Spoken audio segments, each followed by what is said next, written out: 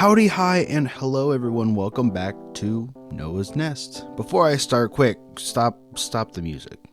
This is getting kind of old. This same old dun dun dun dun dun dun dun. Okay, we're done with it because I got some new music. Play it.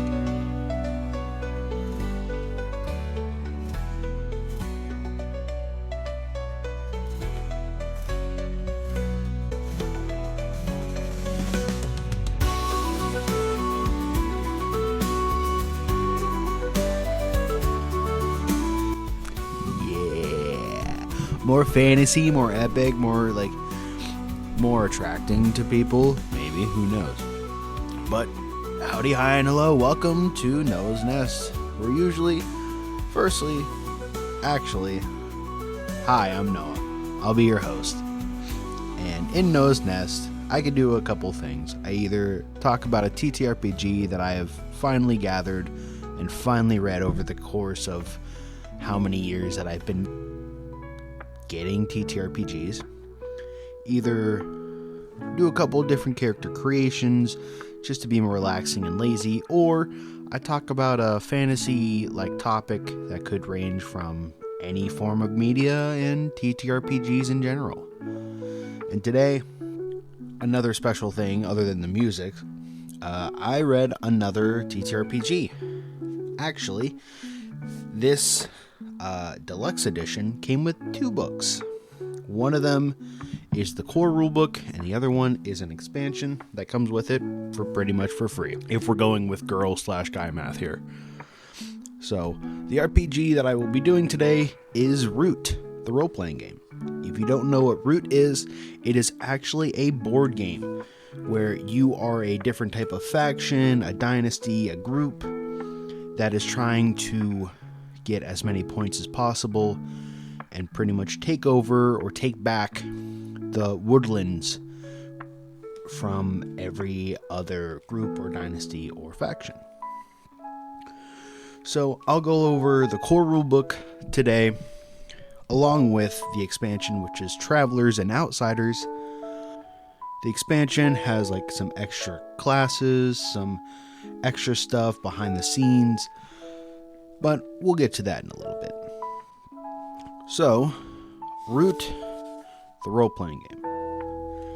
Throughout the first couple dozen pages, it goes through what is the woodlands, what kind of history there is, and what kind of connections or whatever there are in the woodlands. Well, the woodlands is just a very open world based on a forest. Everyone that is in the game is a different type of animal creature. That can be a raccoon, a cat, a ferret, mouse, really anything that comes into your mind. In the other books, you could be like a mole or a lizard, maybe even a beaver if you really want to. But in the woodlands, there have been some pretty bad history where it was once ruled over by the Erie Dynasty, which are a bunch of birds, mainly crows, but they do kind of expand out to other types. They weren't the best, they weren't the worst type of group that ruled over the whole woodlands. So it was fine. There wasn't anything terrible, but it wasn't great. There was taxes and all that other stuff throughout the land. But there was one faction that happened to intrude and has been taking over the whole woodlands to begin with. The other empire is led by Marquis de Cat, which is a group of cats that they are kind of there to kind of just build a bunch of different factories and other really non-interesting buildings to kind of just destroy the woodlands. There's also the Woodland Alliance, where people are kind of where the normal citizens are just annoyed, they want to fight back, they're rebels, but they're completely outmatched by everything else. And then there is you, a vagabond. You are an outcast, a stranger, a weird one from everyone else, because you want to go off an adventure throughout the woods, or go from place to place, talk to whoever you want, because most of the time, no one really goes off of their different schedule. In this game, it is a bit different from normal D&D or really anything other than like the dice being rolled. So all you really need, each player will have to have 2d6s. You can just have a pair of dice for everyone, or it would be easier if you had 2d6s for each person to make it a lot easier for everyone else. A lot of the lore isn't needed. You can make your own story if you want. You could say, oh, the cats got dethroned a while ago and the Eerie Dynasty is back, or actually the Woodland Alliance has actually taken over everything and decided to pretty much turn it into a free-for-all, no matter what. So along the lines of the game is character creations. It is actually called a playbook, and that might sound familiar because in another TTRPG called Blades in the Dark, they call it the same thing. I would say this role-playing game is a combination between D&D and Blades in the Dark, because they try and keep it in a more role-playing with very, very little of fighting or combat based, where you'll get faction reputation, giving pluses and minuses depending on who you follow and who you help out. There's harm tracks. There are different feats that you can play and have. There are different weapon skills as well, pretty much changing everyone's different play style no matter what. There's many feats that you can choose from counterfeit, disabled device, sleight of hand, sneak, and more. More of them came out in the other book as well whenever I get to that. And in this game, when you are trying to beat a roll, you are trying to beat a 7. But if you get between a 7 and a 9, you succeed, but there might be a minor consequence. Maybe you might hurt yourself, or something didn't feel the right way depending on who you decided to talk to. But if you get a 10 or above, you get what you asked for, you talk to the person, and they gave you the information that you wanted. So there are a couple different actions instead of just rolling dice and saying, hey, I want to do this or I want to do that. Let's fast forward. Weapon moves, ranges, different specialty shots, depending on what kind of armor or weapons you have. Next, finally, because most of the book, most of Root, it just goes through woodlands, how to play a little bit in their own way, and then the playbooks, which are the different classes. I'll go through each one with like some detail, but each of them get a couple different things in this book. So let's first go off with the adventure. They are peaceful, diplomatic, they make allies whoever they want to. They are more peaceful than any other playbook out there. They have +2 to charm, +1 to cunning, 0 finesse, 0 luck, and -1 might. Those are the different stats that you will get, and it changes for each different playbook that you choose. You will have a couple different choices to make in your playbook, where one of them is your nature. This is how you kind of feel and how you act towards other people. You'll get to choose one of the two, and in the adventure you either get to choose extrovert or peacemaker, and each of them give you different pluses or minuses. Also, whenever you do choose a playbook, you get to add one stat. You get to add a +1 to your stat of any of them, but it can't go higher than 2. You will then get to choose a weapon skill. You'll get roguish feats. You'll get your starting equipment, and then you'll get to choose your nature. After you choose that, you'll get your drives. This is what actually motivates you and wants you to do better or do good in the woodlands. You'll actually get to choose 2 of them. Next is your connections. Your connections is how is your character, your playbook, connected to your other players, your other characters. And there's different ones where they can be best friends, partners, friends, acquaintances, rivals, whatever. Whatever it gives you, you can flavor it, your background, however you would like. And also with each playbook, you get to choose some adventure moves. You'll get to choose 3 of them out of your whole row, and it'll give you a couple of background questions to help you with a general idea of what your backstory will be.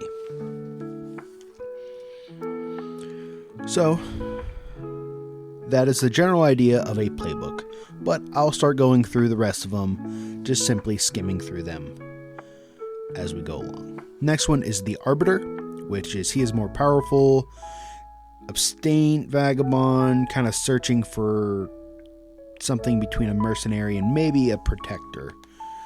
Pretty much taking the easier side between the 2 factions. Next is the Harrier. They're quick. They know how to get from place to place pretty easily. They can make it from clearing to clearing without stopping, and can maybe find more secrets than any other playbook. Next is the Ranger. They are more capable, they are more stealthy than anyone else. They are kind of more interested in the wild part instead of staying with a bunch of different animal folk, if you want to say it. Or denizen, which is what all of the animal folks are kind of called. Next is the Ronin. They're more skilled and more willingful than anyone else in this book. They might have been from a different land or a different place, but now they don't have someone to follow. They are now kind of living as free as they can. Next is the Scoundrel. They are the luckiest one. They are dangerous. They act as a destroyer or maybe even a more troublemaker than anything else. They kind of make chaos and destruction just because it's fun in their own opinion. Next is the Thief. They are more cunning. They are more criminal-esque. They are able to steal maybe even more well-guarded treasures, or maybe even commit crimes and thefts a lot more easier than anyone else. Next is the Tinkerer. They are more adept. They are more clear. They're interested in crafting items or making different machines or gadgets or gizmos, you want to say. And lastly, in this book, we have the Vanguard. Or Vagrant? Let's go with Vagrant, I'm going to say. They're more charming. They are able to survive on their own a lot more. They can use their words to get out of dangerous positions, and they're able to talk their way out of different predators to make them go up against each other. Everything else that's in the book gives you different advancements, which you have to go along. You have to have a specific type of background or nature or drive to get these, where some of them can be greed, where you have to secure a serious payday or treasure. Some of these do require you to get things while playing. Some of them can be infamy, advance when you decrease your reputation with any faction. You'll get that whenever you want. Some of them can be principles, when you express or embody your moral principle at a great cost of yourself or your allies. And all of these different things give you different pluses or minuses to you, your allies, or the different factions that you get. Also, along the book, you are allowed to change your character if you're not liking a specific thing. At the end of each session, you are able to change or update your playbook. If one of them isn't fitting your idea of things, you can change it, which I really do enjoy. It goes over different weapons and tags that allow your items to have. Some of them can be tricky whenever you're trying to trick an enemy or distracting them. It gives you a bonus. You could have short limbs where you can do a quick shot a little bit farther, even with a smaller weapon. But there are also negative tags where it could be encumbersome or hated or even wicked. Each different weapon has a different amount of uses that it can do before you have to try and fix it back up. That's why this game kind of wants to focus more on role-playing than actual fighting.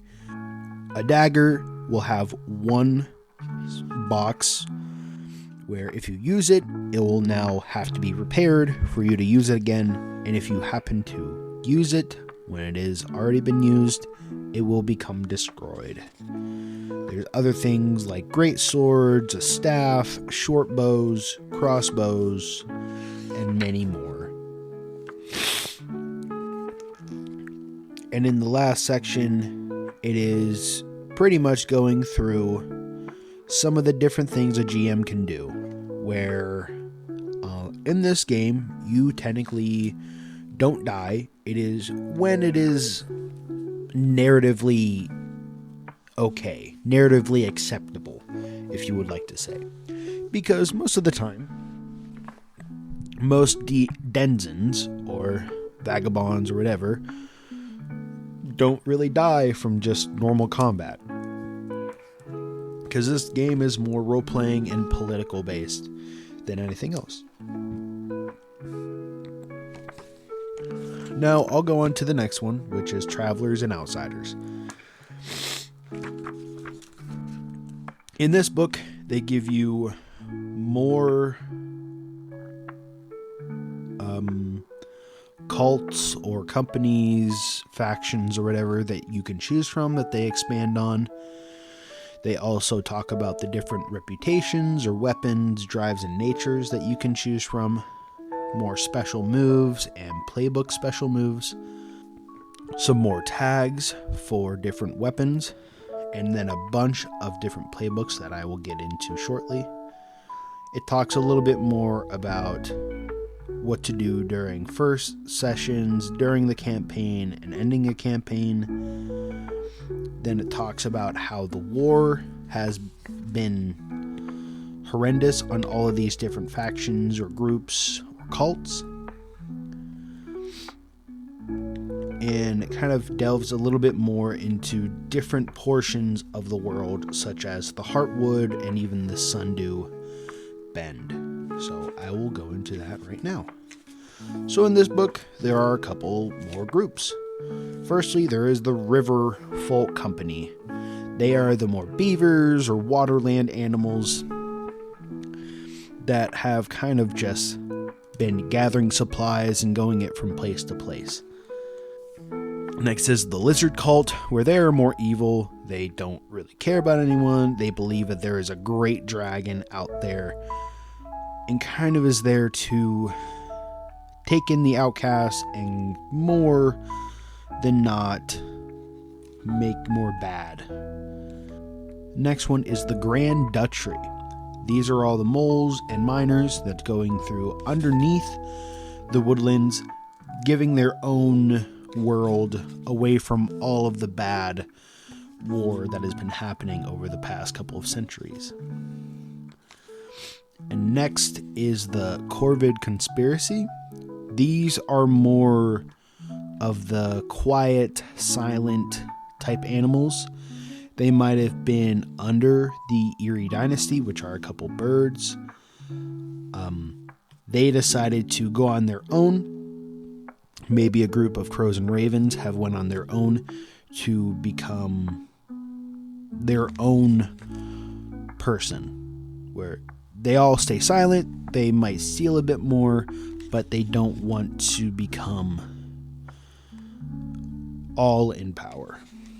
It goes through a couple more moves and reputations that you can get, from planning a new project to even inside a revolt.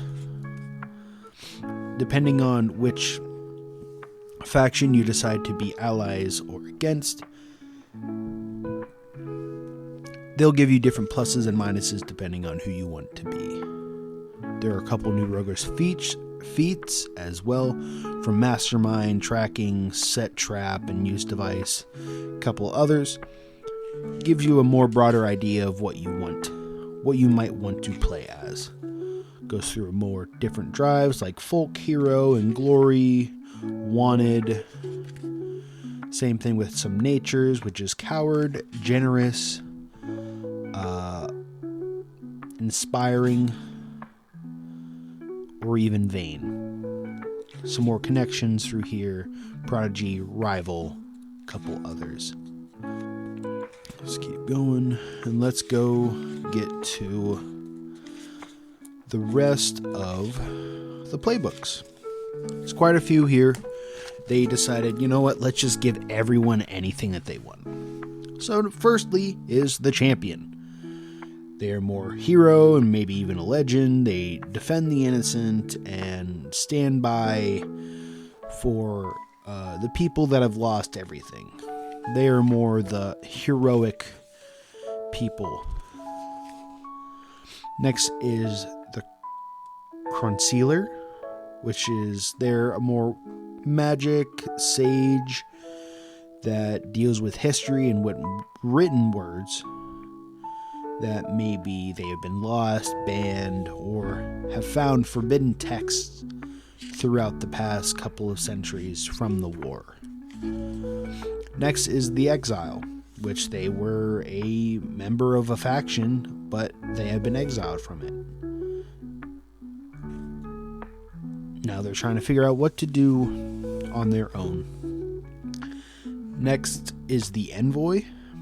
They are more professional. They're capable of speaking to others while maintaining a plausible deniability. They're kind of just the middle ground, in my opinion, where they're good at what they do, but they're not great, but they're also not terrible. Next is the Heretic. They are the more instigated group, where they believe that most Woodland Denzian factions are all kind of unacceptable to be even around. They might have been from the Woodland Alliance, but they think there are better ways to make the Woodlands better than just having war for the past how many years.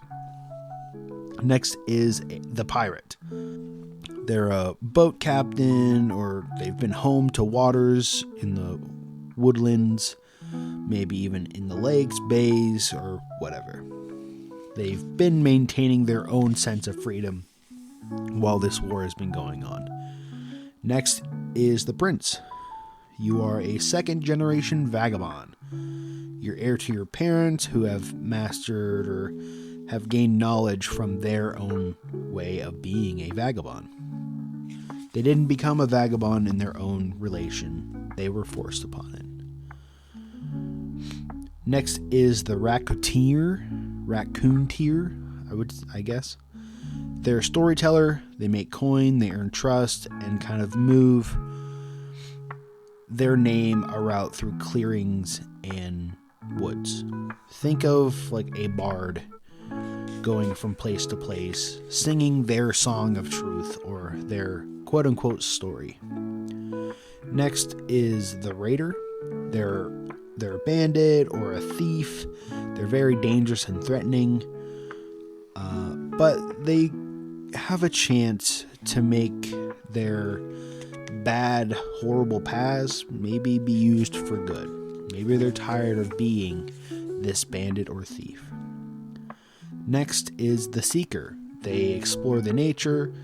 They are interested in free-range discovery. They like delving into different ruins or uncovering different secrets throughout the woodlands. And that was it for the different playbooks in this thing. Everything else is just giving you different DM ideas or factions that you can go with, showing you how to make time pass or how to use certain things, such as how to plan your first session before and after.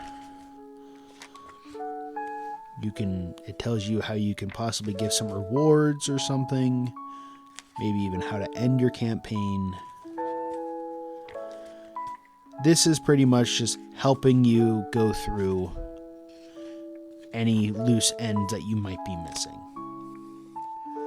And that was a general idea of what Root the RPG is.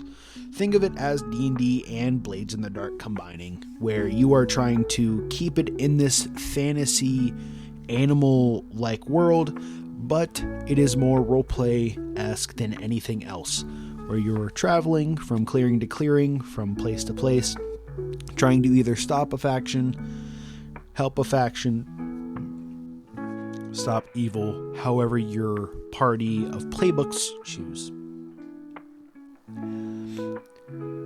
And that's it. Did you like the new background song? I've been liking it. I've been listening to it for a while, and it's just me, but I like it. I might bring back the smooth jazz here and there, but I think this one is something that I really do enjoy. But this was Noah's Nest. This was a how-to play. And I really do appreciate everyone coming, supporting, liking, sharing this podcast. It really helps us grow and get our name out there. If you like this and want to check out more stuff, go check out everything else that we've done in the past. We've done RPG one-shots. We've done what I'm doing now, Noah's Nest with how-to plays. We've also done normal conversations with C&C talks and tavern talks, with also playing a couple different games. If you don't know when we come out, we do have social media. We have Instagram, Facebook, TikTok, YouTube, Twitter/X. We post everything on there. We post on Thursdays of what the episode roughly will be, and there will be maybe some videos or TikToks coming out more often than not. Yeah, we have like, share, comment, rate us 5 stars. It really helps us. Sharing, liking, all of that stuff helps us in every single way. I really do appreciate everything that you guys do for us. So, the very last thing I will say is see you, love you, miss you, goodbye, guys.